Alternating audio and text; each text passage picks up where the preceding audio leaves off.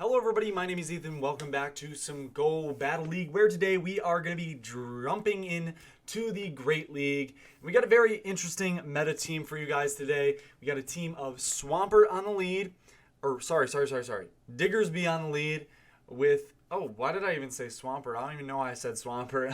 Diggersby on the lead with a Sableye and a Walrein. I saw Swampert, I said Swampert because the other team here has a Swampert, as well as they have a Frostlass here, but this team is pretty interesting, guys. I do want to say it is a pretty awesome team. I have been loving this event, dude. This event is awesome. It's such a cool event. If you don't know, you can TM away frustration. It's one of the most annoying things to deal with in Pokemon Go is freaking frustration. It's just one of the most annoying things to deal with. So when you're able to get TM it away just normally, it's a pretty good event.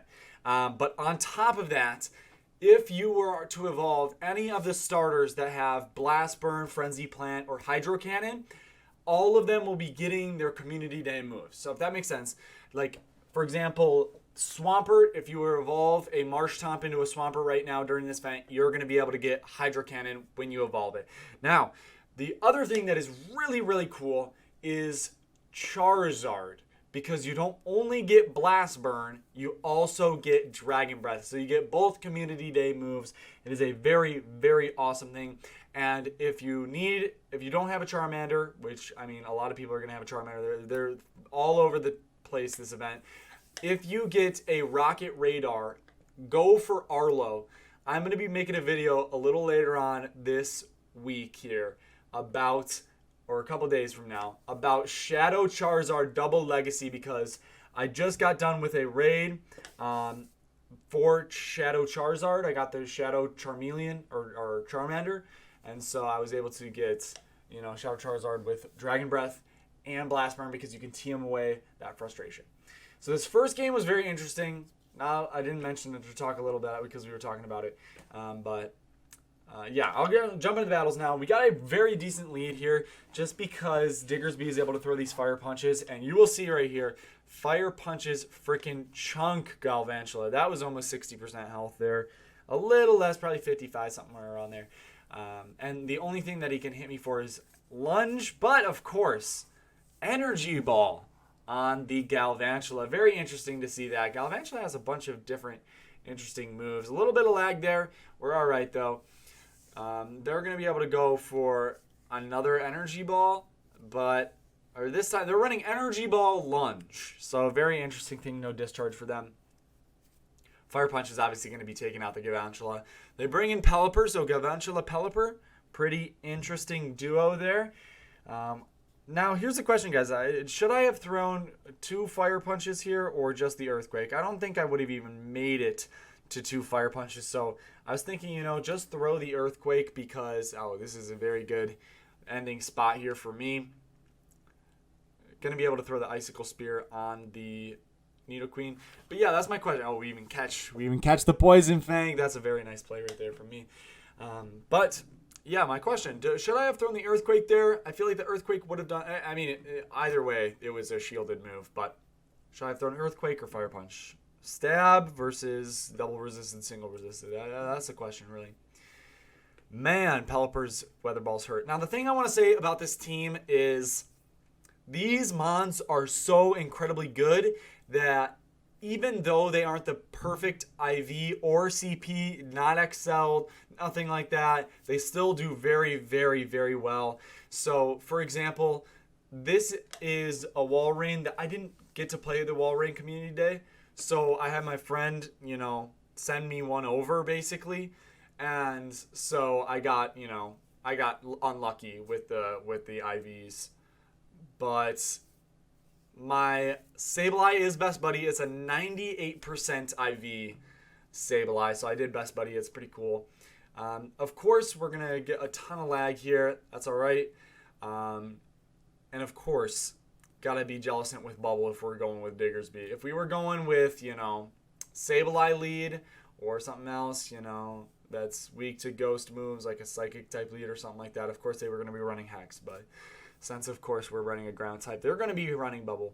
It's okay, though, because we're still going to be able to pressure with both Earthquakes that do a massive amount of damage. I'm not going to be shielding this, though, The Bubble Beam is not worth it to shield here. Going to be able to farm down with the Sableye there. They're going to bring in an Aridos. I've seen a lot of interesting little picks here in today's video. We on today's thing, we did see a lot of good picks. Oh, the other thing that I forgot about this event that is so awesome is the fact that there is Go Battle Weekend. So it's like over 200 battles I think you can do, and it's all triple Stardust. So stuff is insane. Let me tell you that. This is a pretty positive matchup. A couple Pelipper's in today's video we do see. Pelipper is such a cool mon. I really like its moveset. The only thing, I would run it a little bit more, but Weather Ball got nerfed overall, so just not as impactful anymore. So a lot of the Weather Ball users aren't even in the top meta really anymore. And that usually was, Poliotoad or Poliotoad, whatever. And Pelipper was one of them that consistently used Weather Ball, and then the other one is Obama Snow, and some other ones that use Fire Weather Ball. But yeah, not the best anymore, but it still is pretty good, and that's how you can see people still running Pelipper. We have a pretty good matchup though. Again, these Pokemon are not, so you can check the CPs at the top. You can look at the IVs over on the left-hand side on my little template there. They're not the best IVs, so it's pretty crazy how they're still able to pull out some of these wins. Going up against a Cresselia, the one thing you're going to obviously want to watch out for is that legacy move, Grass Knot. Grass Knot's going to be doing a big chunk, even though Diggersby is extremely defensive. It's going to be able to get chunked by Grass Knot there, and they get to it so quick with the Cresselia. Cresselia is such a good mon. I am going to be able to, though, pressure with this second Earthquake, just because Cycle Cut is not going to be doing that much damage. Earthquake comes through unshielded. I'm going to go and try and farm down. Unfortunately, I had to hope and pray that this was just another Grass Knot, not a Moonblast. Of course, it is the Grass Knot. They're going to be bringing in Vigoroth. Now, Vigoroth versus Sableye is such a weird matchup because Shadow Claws do double resisted. The counters do single resisted. Body Slams do double resisted.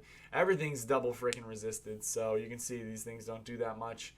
Obviously, the foul play here, going to be able to chunked a little bit of that Vigoroth's health, about 40%. Last time, they're going to unshield it again. And I don't think there's a point of really, trying to win this mid game here. Really, it's going to be coming down to what's our last Pokemon, and I have a Walrein, and he has a G Stunfisk. So, place your bets. Who do you think is going to win out this one? I do have a Sacrificial Swap on the right-hand side there, you can see. He's obviously going to be wanting to throw Rock Slide because it's super effective onto my Walrein. I do believe Walrein will survive one super effective Rock Slide. So I am able to, safely have basically, if you think about it, 3 shields, because he'll need one more Rock Slide after that last one to get me. So that is important. The other thing you have to note about this is he also has a sack swap of his own. So we got to watch out for that. No shields remaining. We're going to see, can we survive a Rock Slide? We can. It wasn't CMP tie, but he did not catch the Rock Slide. Now, here's where I was a little pissed off because I didn't know how he got to another Rock Slide within three mud shots there. But then here comes the most confusing part. He allows me to farm him all the way down, and I get a bunch of lag, and I was like, he's going to come in and counter me, but in fact, I get the Fire Punch off. It's just a really weird match. I don't know how he got to the Rock Slide within 3 mud shots there. That was really confusing. I might have to go back and count him up a little again. Really great lead here. They're going to be swapping into a Azumarill. So you love to see Bastion on a lead versus Diggersby. Diggersby is super underrated. So you do want to be seeing the Bastion because it just hardballs it besides that Flamethrower, which does, I think, to mine it was doing like 20%, so it was not even doing much. Return lands for a huge amount of damage onto this Azumarill here. I counted the bubbles. I believe it's only just an Ice Beam there. It's still going to chunk us for a decent amount, but we're going to be able to farm down and leave with a return. They are going to bring back in the Bastiodon, though, so we are just going to go for the foul play. And I know I was very close to the back-to-back, and here's where I make a huge mistake, guys. It was an accident. I tried to click Diggersby. Obviously, you do not want to go into a Walrein into a Bastiodon. I try to, recover this match. It is just not looking that good. That was a huge mistake. I just should have taken my time there. Just going to try and get some shields now with the Fire Punch at least. We do get one shield. There's just no way that I win this matchup. The only unfortunate part about that is the fact that, there's just no way. I could have shielded that power-up punch there and possibly gotten to another one, but now this Scrafty is going to just absolutely tear through me here. I did sneak a powder through. Oh, I guess it's not sneaking it. I always am used to saying, I snuck one through right there. Maybe should have, thrown the Icicle Spear a little bit quicker than that. But, yeah, he's just going to shield, and I'm going to get double countered. That's all the videos for today. Thank you guys so much for watching. Hope you enjoyed, and see you in the next one. Peace.